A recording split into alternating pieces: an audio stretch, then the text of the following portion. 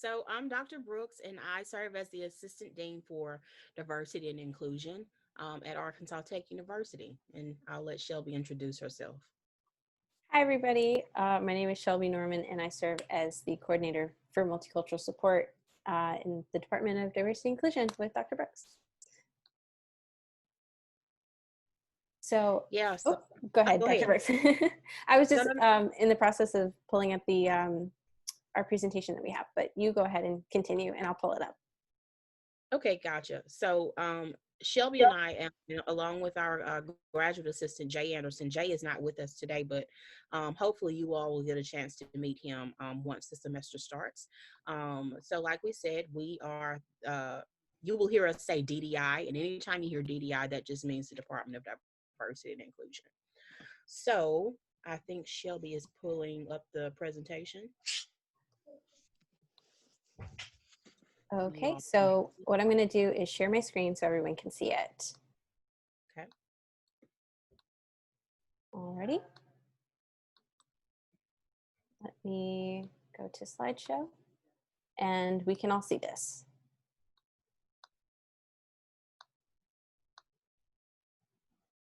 Can Awesome. everybody see it? Can I get some like head nods, or Dr. Brooks, do you see everything? Yeah, I see it. Okay, perfect. It's great.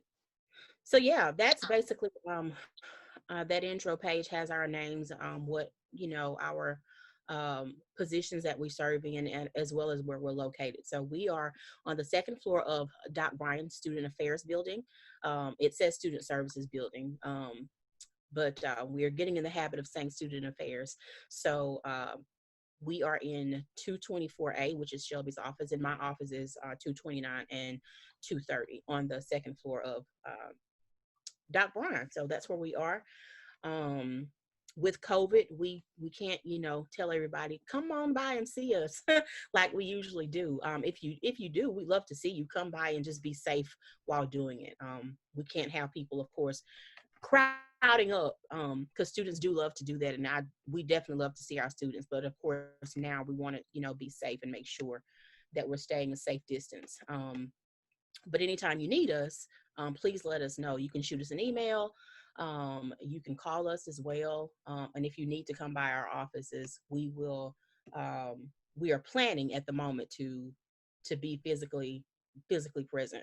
So we will go ahead on and to the next slide to basically tell you all what it is that we do in the Department of Diversity and Inclusion. I'm sure all of you have heard of these words before, and probably even more now, just considering the current climate of our country. So diversity and inclusion, what we do is we want to make sure that we are fostering a safe environment for all of our students of all different backgrounds, different races and creeds, and we want to make sure that we are the best representations of your interests, whatever your concerns may be as well, or any issues that you may be having regarding diversity, multiculturalism, inclusivity, and social justice. And we also want to make sure that we're maintaining and creating safe spaces for you all to be able to be who you are in your entirety. Um, so basically, our job entails supporting those students who hold minoritized identities or marginalized identities. Of course, we want to foster an environment where everyone on campus feels like they have a safe place there and that they're welcome there.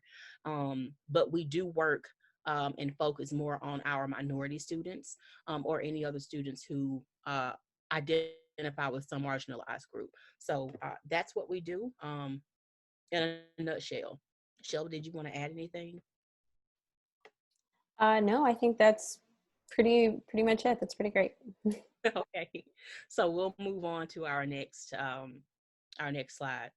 And for our next slide, we what we like to do in our office is challenge everyone. And because it's not just up to us, it's up to all of us to create this environment of inclusive excellence, this environment where everyone feels welcome, right? So because we all come from these different areas, different backgrounds, and different beliefs, different customs, we all have biases. You may not know that you have them, but we all have biases because of those things, because of the way we were raised, the way we were conditioned, the things we were around, the things we see on TV, the things we hear on the radio. So what we want to do is right now, I would like for everyone to do this quick little exercise with us. And we challenge ourselves in the DDI office to do this every day, to always check our biases. So if everyone could close their eyes, and I'm going to tell you about, there are 4 different things that I want you to envision, 4 different scenarios, okay?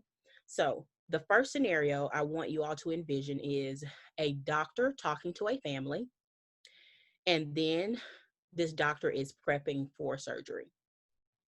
So just envision that in your head, however that looks. A doctor talking to a family, then you see the doctor talking or getting ready for surgery. Okay, that's the first thing.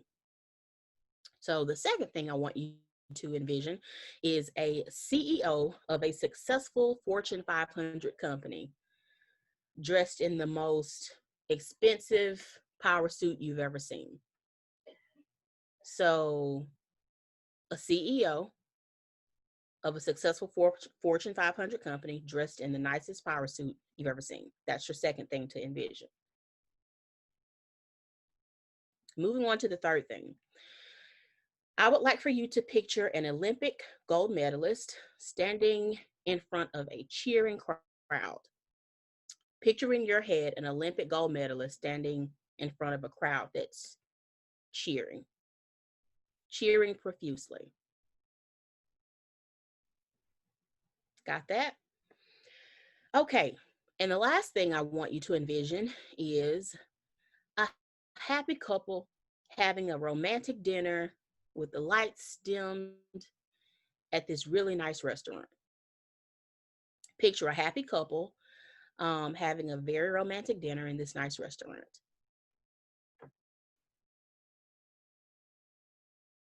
Okay, so now that you've envisioned all 4 of those scenarios, let's go back to the first one. So for the doctor that you saw with the family and then prepping for surgery, what did that doctor look like? Did anybody see a doctor that was Black? The person you envision, and you can hit I think you all have the raise your hand thing. You have that option, You or also, let you can me also hop in. yourself. Oh, sorry, Dr. Brooks, I didn't mean to interrupt you, but I was also going to say for anyone that didn't want to unmute and, verbalize that there's also the chat box option as well. Yes, you can also use that as well. Okay, so let us know. We'd like to see or hear your feedback, what you saw or what you envisioned. With the CEO of a successful Fortune 500 company, that CEO, was it a woman? Yes. Okay. Okay, Jay. My CEO was a woman as well. Okay, that's awesome. Absolutely. Okay, Peyton said no. Davian said no. Okay, gotcha. All right. So the Olympic gold medalist that you saw with this crowd just going crazy, was the Olympian someone with a physical disability?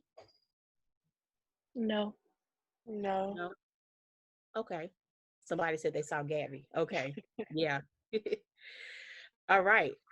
And when you pictured this happy couple having this romantic dinner, um, was it a couple of the LGBTQ community?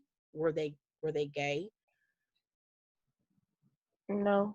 I seen a No. biracial couple. Biracial? Okay, gotcha. Gotcha. Well, we do this exercise just to basically bring into perspectives how biases work, because they're unconscious. A lot of them, you have no idea that you have these biases.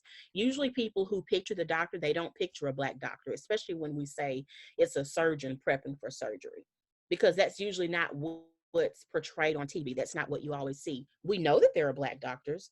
We know that there are Black surgeons, but that's not what you always see, right?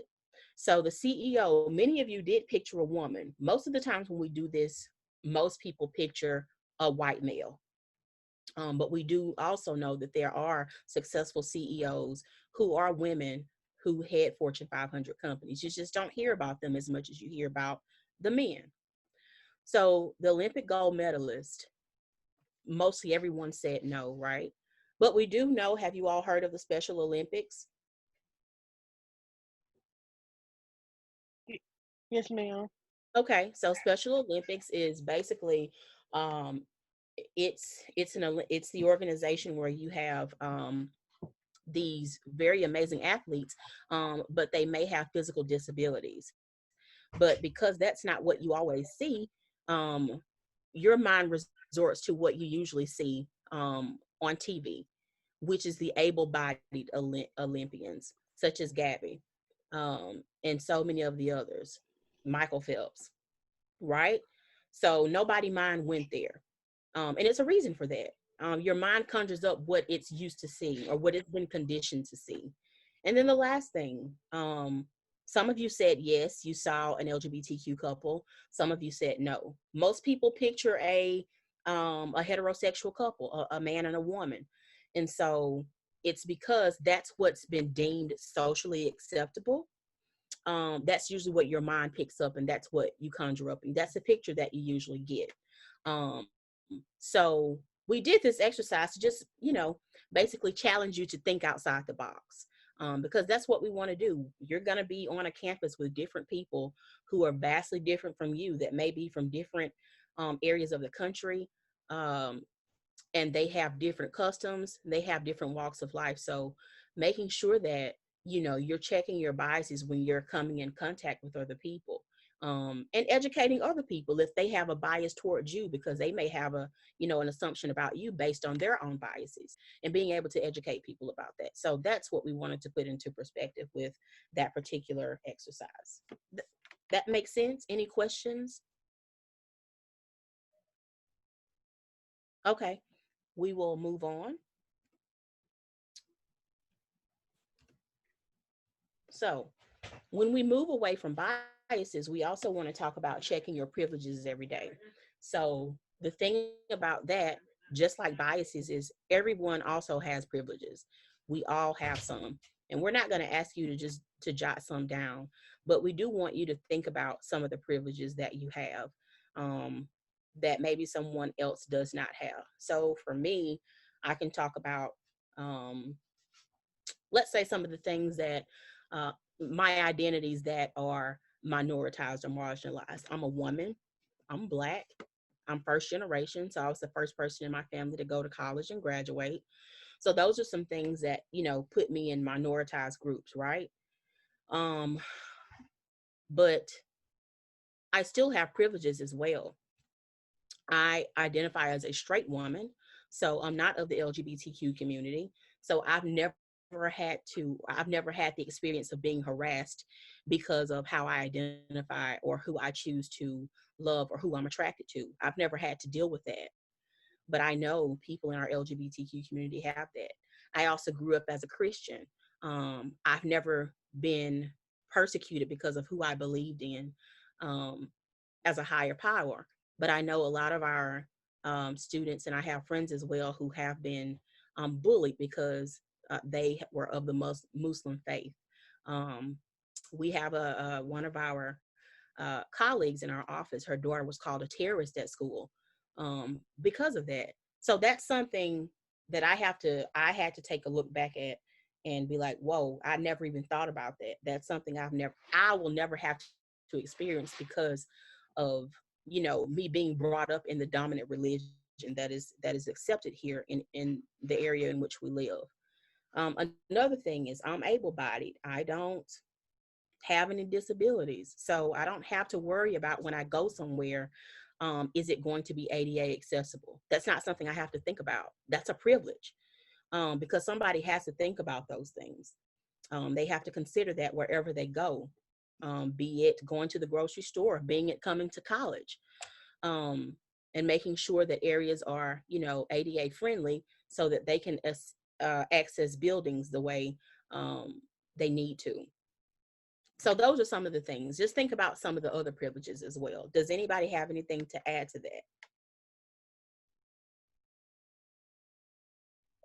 No, ma'am. Okay, gotcha. Shelby, you always say something about the I think the desk. Can you bring that up? Because I like the way you. Sure. So one way that we can think about privileges being that, something that we quote unquote don't have to think about and kind of move away from subjects that are related to our personal identities is when you think about walking into a classroom, and we've all walked into classrooms before, and the first thing, if the first thing you're not thinking about is where am I going to sit because I'm left-handed, where are the left-handed desks, then you have privilege in that particular space, right? As a right-handed person. I know personally I'm right-handed, so whenever I walk into a classroom, whether that was in high school or if it was in college or any other classroom setting I would have walked into, I'm not thinking about where can I sit so I can comfortably take my notes, right? Because the right-handed desks, you see more of them. They're more oriented to be in classrooms rather than left-handed desks. So that's just another way that we can think about privilege. If you're a right-handed person, you're not thinking about, where are the lefty scissors or where's the left-handed desk or, whatever other things you have to use, a hand for. And so that's another way that we can think about it. So whether we're talking about, privilege related to gender expression or race or sexuality and sexual orientation, what have you, that's definitely ways that we can and should talk about it, but we can also think about it in other ways as well. So when you're thinking about walking into that classroom. Thank you so much for sharing that. Any lefties or any of you left-handed? No. I don't know if Okay. anyone said they were left-handed, but I know that that's There's something a I know difference. I think about more so because my brother's left-handed. So he definitely brings it up or has brought it up in the past, that it's, it's always been very difficult for him to use scissors and things like that, Yeah, because they're not oriented for his hands. absolutely. And it's something you brought to my attention because being right-handed, I never even thought about those things being mostly made for right-handed people. So I always want, to bring in that perspective because it's definitely something I never thought about before. So thank you, Shelby. So we will move right along if anyone else doesn't have any questions. All right. So the next thing we want to talk to you all about is equality versus equity. Is there anyone who wants to take a stab at what the difference between those is? Or is there a difference? Before we tell you, anybody want to take a stab at it?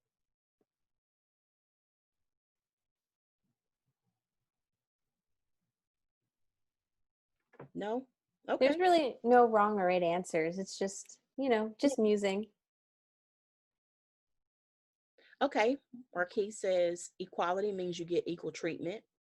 Okay. Equity is what's best for everyone. Spot on. That was awesome. Thank you for sharing. Spot on. So before we go to the next slide, I'm going to ask you a few questions. We won't necessarily, well, we can't do the activity that we usually do.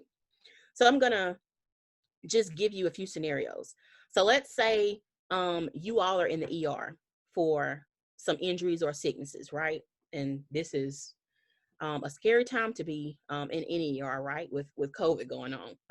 But let's just think about this for a moment, hypothetically. So you all are in the ER, and each one of you has some type of injury or some type of illness that you need to be seen about, or taken care of. So let's say you come in with a broken leg. If you come in with a broken leg, and the doctor prescribes you Tylenol, and that's it. What are you thinking about that doctor? He needs to rethink his study because a broken leg don't need no toe now.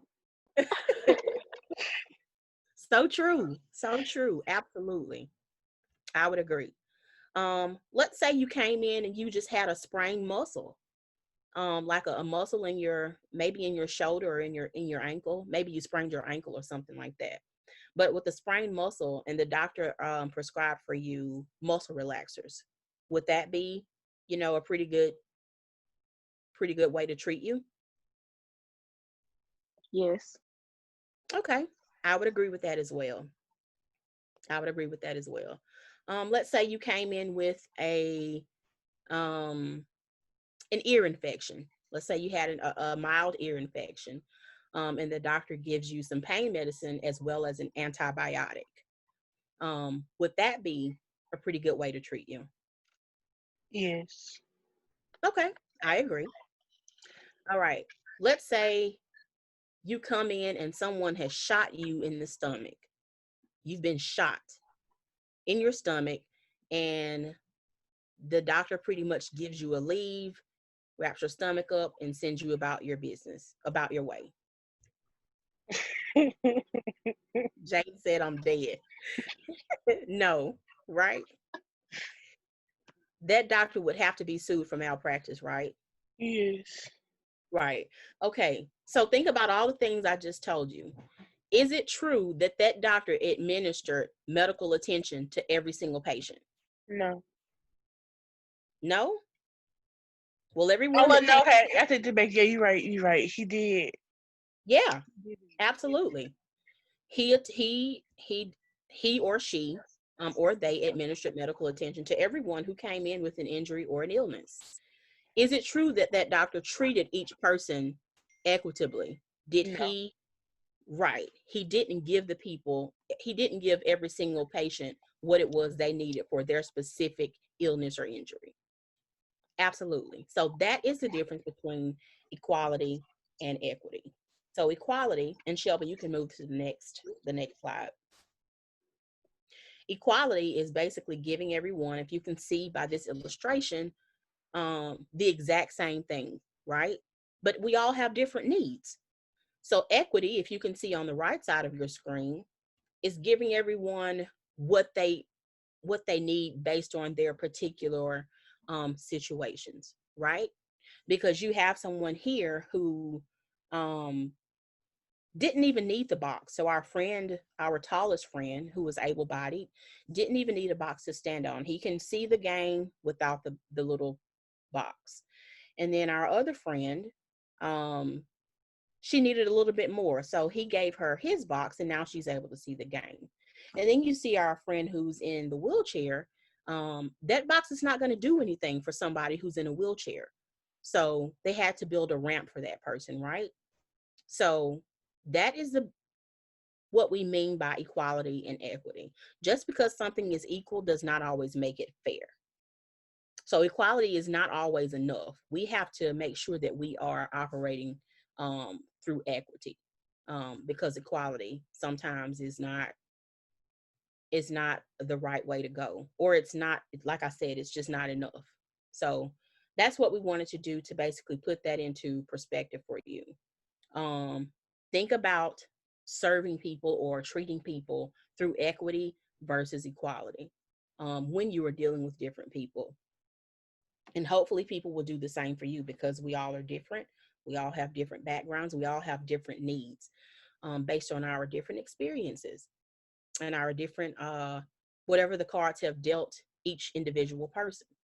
So with that, we want to move on to our next slide. And Shelby, do you want to take a stab at explaining this? Because that slide that we just showed you, it's actually problematic in itself, right? Sure.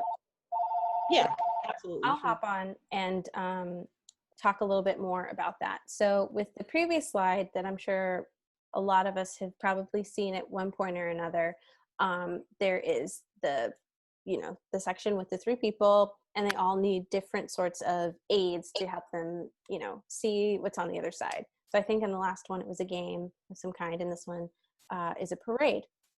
So you can see essentially the first photo, or the first image at the very top, right, with equality and equity, sort of being differentiated, what it means when everyone is given the same access or the same aids, versus when different people are given the needs or the access, or rather, excuse me, they're given the aids or the access that they are needing specifically. So that's what we see at the top. A better way to think about this maybe, or a more inclusive way of thinking about differences between equity and equality, rather than putting essentially what we can consider the blame, right, on the person that needs that most help, rather than making it an individualized issue. We can think about this and recognize that what is really at fault is the foundation in which the individuals are standing on. So in our second set of images, where we see equality and equity, yes, there is someone who needs 2 crates to stand on. There is someone that needs 1 crate to stand on in order to see the parade that's happening on the other side of the fence. But it's not because the person is short, right? It's not their fault that they're short, that they were born to be a short person. But essentially, it's because of the ground that they're standing on is at a lower level. It starts at a lower place. So yes, they are short and they have that working against them, but it's also because of the ground in which they're standing on. So it's a twofold institutional problem. We can think of it a little bit to be illustrated in that way. So it's really good for us to kind of step away from thinking about equity and equality just being an individualized issue or problem, but thinking about it more as an institutional problem or a systemic problem, that it's bigger than that individual. It's bigger than just the one person or the few people. And then on the very bottom, not quite sure if you can see the text at the bottom, but on one side it does say justice, and the other side it says liberation. So essentially, the people on the very bottom who are dismantling the fence, that is what's considered justice. It's taking away all of the barriers or the inhibitors for all of the people, no matter how tall they are, to be able to see the parade on the other side of the fence. And liberation, right, is the complete and absolute freedom for everyone to be able to experience being able to see the parade that's happening without any kind of barrier in between them. And so we can think about these illustrations being used not just as literal illustrations to be able to see a parade on another side of a fence, but we can apply these to larger social justice issues or larger issues related to our identities, right? And so it's a really good way for us to kind of move past thinking about equity and equality and diversity and inclusion as like individual, it's on you to figure out or to fix it, right? But ways that we can recognize what's kind of working against everyone, and then ways in which we can work together in order to make sure that everybody has the same ability to experience the same thing at the same level.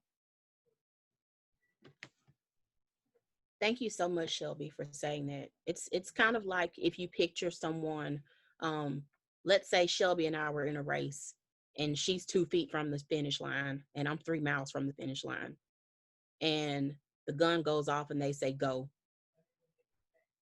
Quite naturally, she's gonna finish before me, right?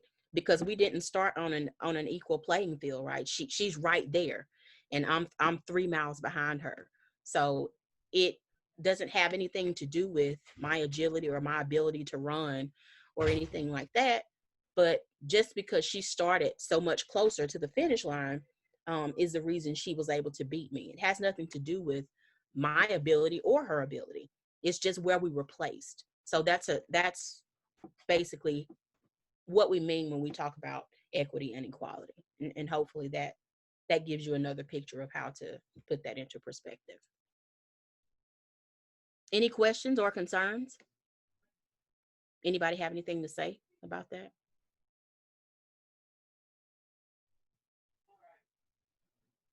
Okay.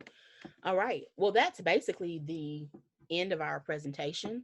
Um, but we do want to use this time to kind of allow you all to share any other questions or concerns that you may have, whether it be about our office and some of the things that we do, or whether it be about our current climate, and how that looks for students who are coming into tech and how we're able to support students.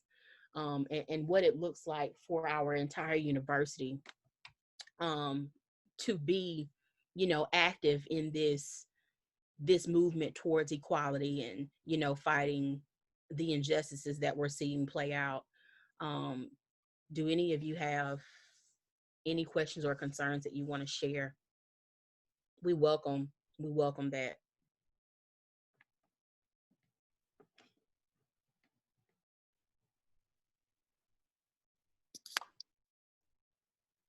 Ooh, I see some questions popping in, which is awesome. Okay. So our first question that I see is, what type of events do we as DDI host on campus? Would you like to answer, Dr. Burks, or do you want me to do it? Oh, it doesn't matter. Yeah, I can do that. Okay. So yeah, we do a plethora of programs. That it's a lot that entails what we do. We try to address things that are going on in our, in our world as well, but we also try to listen to our students' stories and help you all's experiences and your stories inform our practice. And so we do everything from cultural celebrations, like Black History Month, Hispanic Heritage Month. We do uh, International Pronouns Day to support our LGBTQ community. We've done, what else have we done? We do things on mental health, as it's regarding how that is stigmatized in minority communities. Um, and we also do things where we talk about cultural appropriation, and how that looks with minority communities, and how, people may, take from another culture and profit from it, without acknowledging that culture. We also do all types of trainings, multicultural competency trainings, to help not only educate our students, but these trainings are also to help our faculty and staff better support students who are of some type of minority or marginalized identity, helping them to use the correct language or verbiage in the classroom, um, being able to address students the right way, especially if they are of the LGBTQ community, and maybe they are gender nonconforming, things like that. We also do a safe zone training to help educate about how you support someone in the LGBTQ community, possibly becoming an ally to that community as well. And then we do some things on our religiously diverse groups. We want our students who, are of different faiths to feel comfortable in an area that is dominantly Christian. And so we do some workshops and some panels on that as well. And we also do things with our disabilities office as well to support our students with disabilities. Um, and last year we actually did a luncheon for our veterans, because military or servicemen are also included in marginalized groups as well. So we did something with our Office of Veterans Affairs as well to support our students who are enlisted in the U.S. Armed Forces. Um, and during Women's Week, we did a kickoff. We had our university president to come out to basically be the keynote speaker for Women's Month. We celebrate, and tech is full of a lot of leadership that happens to be women, and to me that's a progressive move as well. And so we also did that to celebrate women. So it's a plethora of things that we do tons of things during Black History Month. We had a keynote speaker come in for Hispanic Heritage Month. We were planning on doing a land acknowledgement uh, this year. Um, and last year we actually had an Indigenous Peoples Day. Well, and we do that on Christopher Columbus Day because we want to honor the natives who are the true natives of this land. So we also did that as well. So it's just a plethora of things that we do, from different events, cultural celebrations, to trainings where we can help everyone else move our university towards inclusive excellence. So yeah, that's what we do. Thank You're you, welcome. Dr. Brooks, for sharing that. And I also added, to tack on to what you're saying, I added our website in the chat section. So if anybody wants to just click on the link, there is a calendar from this past semester prior to the COVID-19 pandemic. So some of the things we did actually do this semester, others we were not able to before campus was shut down and became remote. But if you want an idea of some things that Dr. Brooks didn't talk about, then you can absolutely see them there. And then we will be adding our coming calendar for this coming semester. Some of the events will be virtual, some will be in person, maybe. We will see with the right. state of things. But we will be adding the 2020-2021 school year event calendar as well. Thank you so much, Shelby, for that. No problem. So, okay, I do see a couple other questions. One question we have is, how can someone use their privilege to help others? That's a really good question. Okay, Shelby. So I guess I'll hop in. A good way to use privilege, if you have it, or power, if you have it, in a particular space, to help other people who might not look like you or believe the same things that you do or speak the same language that you do, or whatever that might look like, right? Is definitely using your voice as an advocate for that person or that group of people.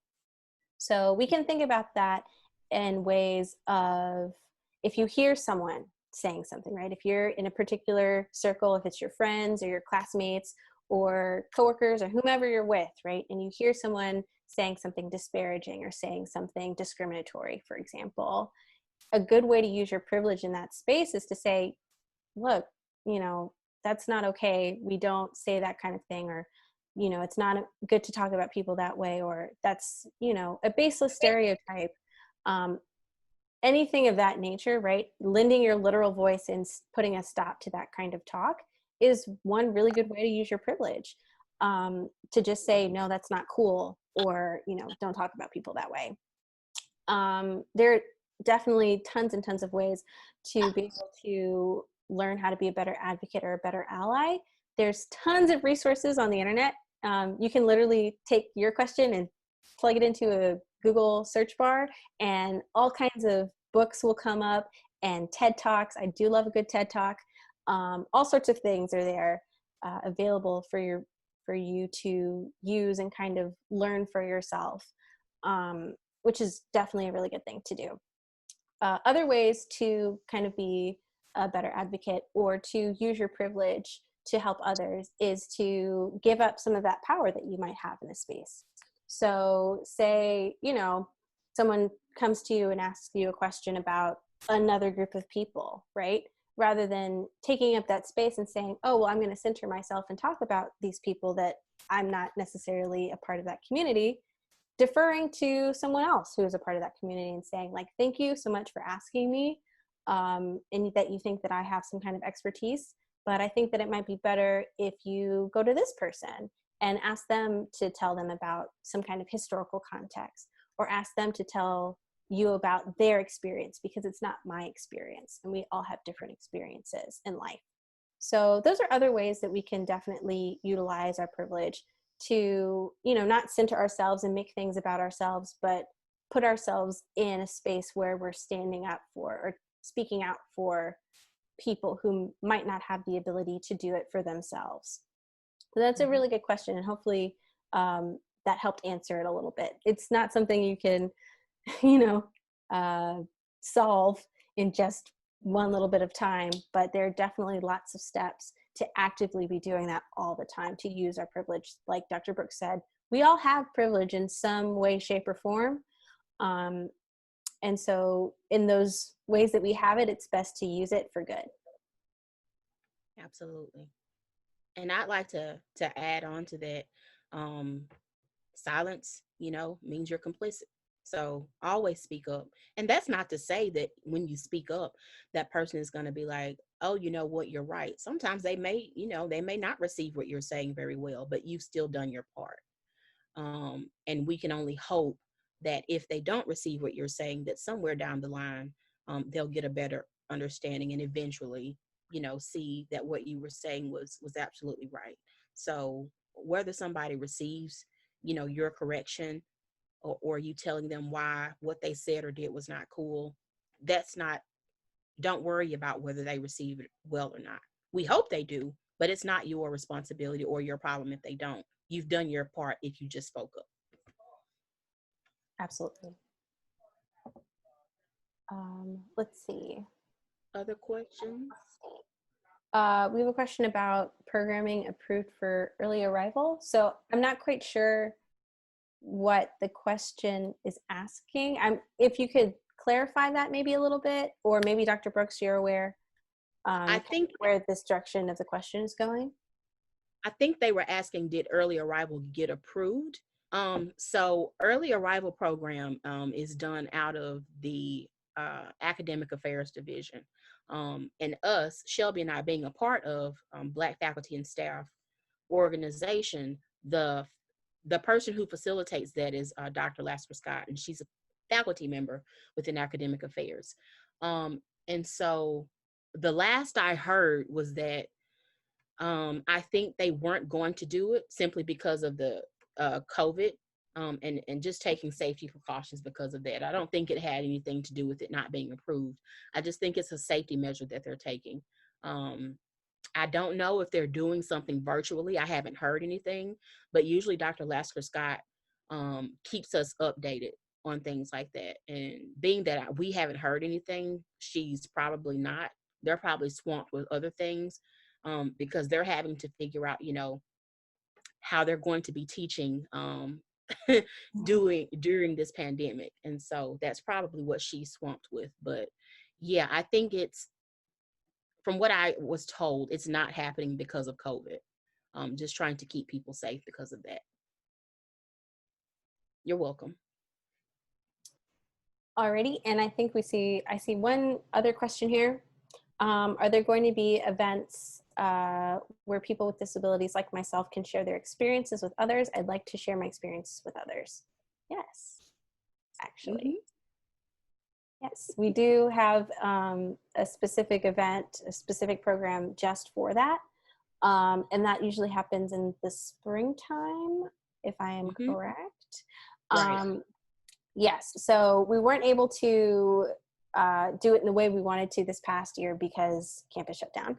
But hopefully we'll be able to, if not in the future, do it in person if things get better, or if we make it in a virtual space. We're definitely going to have a space where we'll have programming specifically for that, for students and staff and faculty, honestly, to share their experiences living life with some kind of, disability.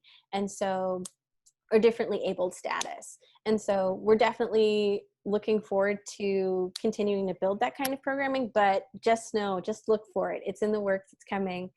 We do have spaces for it for sure.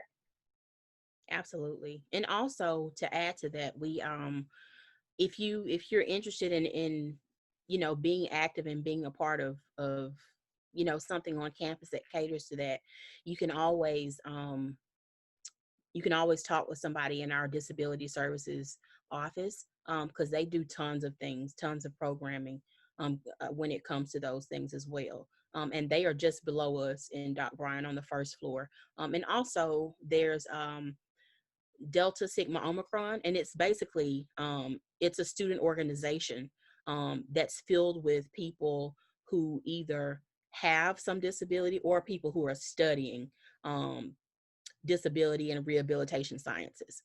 And so if you want to be a part of that, I would definitely encourage you to do so. It's some amazing folks within DSO, and they do some awesome programming as well.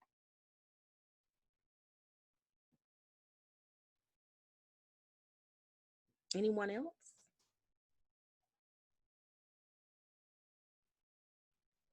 You're welcome, Kaylin. These have been really great and awesome questions thus far. And I understand that sometimes you can't think of something right off the top of your head. I know that can be difficult for me sometimes when you get that any questions at the end. So if you do think of questions later on and you're like, shoot, I should have asked that, definitely feel free to shoot either of us an email.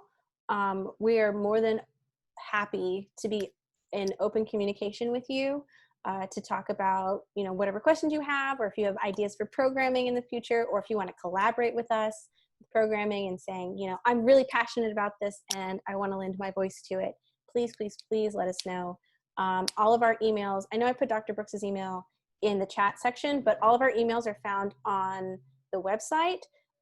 So that's also in the chat section. So please, if you want to shoot us an email about these things specifically, just feel free to let us know. Absolutely. All right, it looks like we are almost out of time. This has been a fantastic tech talk. I am excited that you guys were so engaged. I think this is one of the tech talks that has been the most engaging. So a round of applause, and awesome opportunity for you guys to really engage with these fantastic presenters. I have also put the orientation email in the chat, orientation@atu.edu. So if you guys for some reason are unable to find their email addresses, please feel free to email us at orientation, and we will go ahead and forward it along to any department that needs to go to. And the other thing that I am going to be putting in the chat box is going to be the link in order that you need to complete to get credit for this tech talk. So the link is in there. Please make sure that you click on that and head over to the link. I know it sounds weird when we're saying the link and the link, but the online pre-orientation is something that all of you are required to complete. So please make sure you click on that, and this will count for one of your 3 tech talks. But we do hope even after you've attended 3 tech talks that you will be attending all of the other ones that are interested in. So thank you so much. We are thrilled that you were engaged in this presentation, and we look forward to seeing you at all of our other tech talks. If you have any questions, please feel free to stay on. Otherwise, you are welcome to log off, and we look forward to seeing you later. Thank you. Thanks, everyone. Thanks, everyone. It was good seeing you all and speaking with you.